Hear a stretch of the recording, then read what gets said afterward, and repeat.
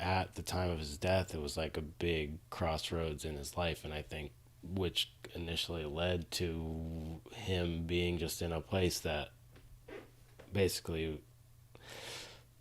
more or less, I would just say he was extremely unhappy and like kind of didn't really know what was going on. So it's tough. I mean, my wife and I talk about it a lot, like how he would be and what his relationship would be to me for the first time, like one of the first times ever in our entire life, right before he died, we were not talking.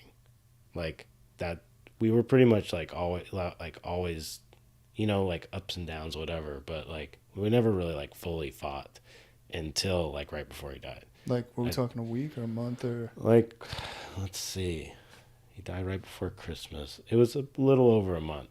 Like it's just something like basically as from like an outside I could just kind of see he was like really going through it, and just like I think we just hit a point where like he was being too crazy, and I was just like, you got to chill the fuck out.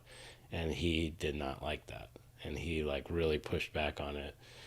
And you know it was this one time where he tried to like come to my house, where I wasn't at my house, but he was looking for me, and he had a key to my house. He came to like fight me at my house, and then I like didn't ever talk to him again.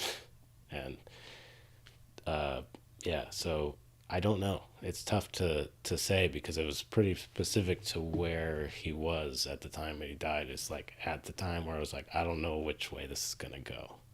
He tried to do, and he did successfully, like he did woodworking for a while, Mm-hmm. but he hurt himself doing it. Like he cut like part of his finger off, and then he did it again soon after that. So like two injuries really closely, and I think that kind of like made him unsure about his, because that was like his plan at that point. It was like, oh, I'm gonna do this. I'm gonna be like a woodworker. He went to Chicago to study with like be an apprentice for one of our friends, and he did it for a while, and he's built some cool things, like things that I have. He built like this wild desk for my dad. It's really an amazing piece. um, and there was definitely talent there, and I think that that's what he thought, that that's what he was going to do. But then I think the injuries kind of like, he was scared a little bit, especially because I think he did the first one, and then he was like, okay, like get back in there, and then it Mm-hmm. happened again. Because I heard about the first one, and I didn't hear about the second one until I saw him. Like he had a new injury, and I was like, what happened? And so it's like, I don't know. It's tough. Yeah, I don't know like what he would be doing, and what, like if we would like still be friends. Yeah. Yeah, there's a lot of people that have passed away, people that I was like really close with that I think about sometimes where I'm like, I wonder what they would think of where I'm at now, like how I ended up, or if they had it in them to keep going. It's tough to imagine their lives continuing. Yeah, Um, yeah. I think I don't know. Iraq Glace was always, he would tell me that too. He was just like, I don't know if me and like Dash would be friends anymore. yeah, like I get that. Like really. yeah. Um, and what year was that he passed away? How old were you at that time? My brother, Yeah. that was the end of 2012. And had just turned 30. Oh wow, just turned 30. Yeah. Um, sorry, I'm like So now you know just how old I am. yeah, yeah. Do the math. I'm just getting flooded with a bunch of memories. I actually remember I only met Sean, I think, one time, but you were there. I don't know if you would remember it. Maybe I It don't was know. at like a Dash Snow, like memorial, or after party or something like that, and like. I didn't know who everybody was, but there were a bunch of people around, and he like spilled a beer on me. Like I had my beer out and he spilled it on me, and I was asking him to get a new one, and he was like not into that at all. And then somebody came up and like put their arm around me and walked me away and was like, "That's next, yo." Like, you know what I mean? Like, and What there it was was, that that. like a wake or something? It was like, I don't know. I just remember being in a bar. I remember like videos of like Dashno like in like a tub and shit, like playing on a big screen and like, you know. And then I just remember like going off to a corner and like I think it was Vomit actually. Like DAC was like talking to me and was like, "Yo, that's next. Like you don't want problems with that dude. Like that dude's crazy, you know." I was like, I think you were there at the time, but it was like the only time that I remember meeting him. But he just had this like obviously gigantic reputation, you know. Yeah, and I think it's definitely not that it wasn't there for sure. It's like it's tough exterior. How did that turn you off from graffiti at all? Like after he passed away, like did it make you like appreciate the culture more? Or did it make you kind of like think that it was like bullshit? Because I feel like when I go through when homies die, and I see people throwing them up and everything like that, it kind of makes me feel like in a way like graph isn't like it just misses out on like I know that it works for some people. It's like therapeutic for them to like put people up and everything, but there's a little part of it for me where I'm just like, this is not who this person really was.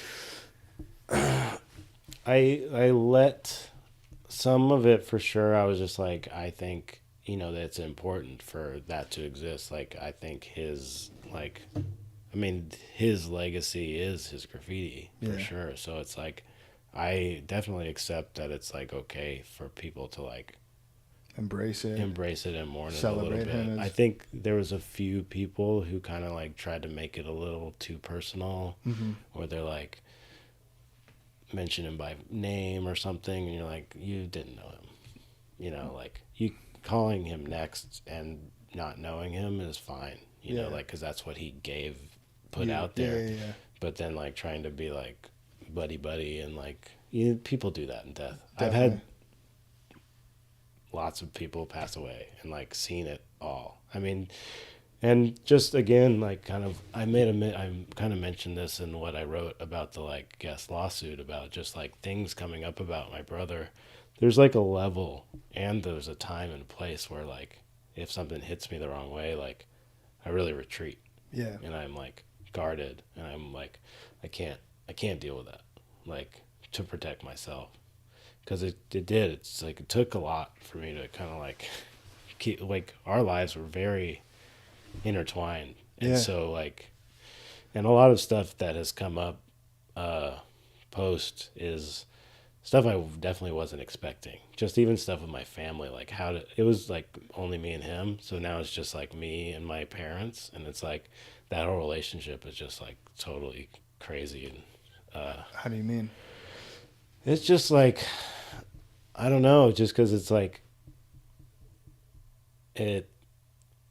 I'm kind of left to pick up the pieces a little bit in some way, because they're upset about his passing and kind of not acknowledging that, like, how, like, tight we were, and that it's like, but I'm there kind of to pick up the slack of being, like, the son, the only son left.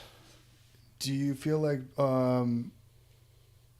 because he was the older brother or whatever, that he, like, what was the difference between y'all experience growing up that kind of like led to the differences in the way that you know what I mean? Like, sure, yeah. Because I would say like people probably know that of you, that you were like, a highly active graffiti writer, but like Sean, like obviously went to like this whole other level.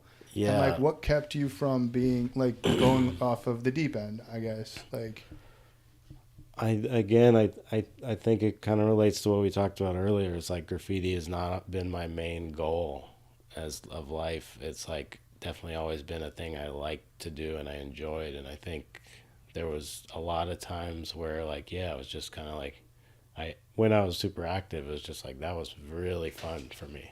Mm-hmm. And for him, he just had a lot to prove. Yeah. I mentioned that again in the interview with SQ, and I feel like that's a big I feel like people difference. that doesn't always click for, I guess, like younger up and coming graffiti writers that maybe are so young that they lack self-awareness, that a lot of these guys that went really crazy, that leaned into it hard, myself included, were like trying to manage pain that they were experiencing, like running away. Like I think GK was the first guy who said that to me, that it clicked. Yeah. Because I asked him, I was like, would you want your son to paint graffiti? And he was like, hell no, I don't want my son to, do what I did, because I know why I did what I did, and it was to process pain. So do you think that Sean was doing that in a way throughout his graffiti experience? 100%. I mean, maybe not 100%, but I definitely think that is one of the main driving factors to why he took it to the level he did. I think because of the response of, like you said, the acknowledgement you get back from graffiti from other like writers and stuff. It's It's a drug, dude. It's addictive. yeah, it's addictive, but I think it's also just like, yeah, it makes somebody who probably hasn't felt seen like feel good. Yeah. And it's like, he had a harder time. He had a harder upbringing than I did necessarily. I mean, I don't know. He wasn't like. I found my way to like be quiet and like be cool, and it's like he had a hard time. He would get in fights. He would like get picked on and shit, and like he was not popular in any sort of way. And I'm not saying like I was popular, so it didn't. But it's just like I found a way to kind of manage it in a way that didn't like fuck with me, and it's like I knew, because being his brother, just like how hard it was for him, like just to deal with the world. And so getting the positive response from like being this person, and just like the like harder, tougher version was like, I don't know, I guess just the way he went with it. Or